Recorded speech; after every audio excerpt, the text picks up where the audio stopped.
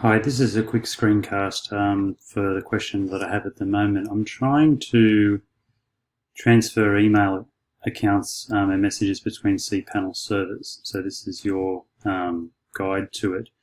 The longer story is that I have a website and I want to take it from where it is and then onto SiteGround. So I've transferred via the WordPress plugin the website to SiteGround. And I'm up to doing the domain name transfer, but there's also email as well.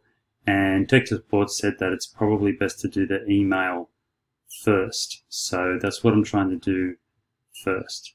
So with this guide here, how to transfer email accounts and messages between cPanel servers, it says here, let's call the domain yourdomain.com, for example. Make sure that you have yourdomain.com added as parked or add-on in cPanel at the destination server. So the destination server is SiteGround, I'm guessing. And then, so in here in SiteGround, for domains, I'm looking at parked domains, perhaps.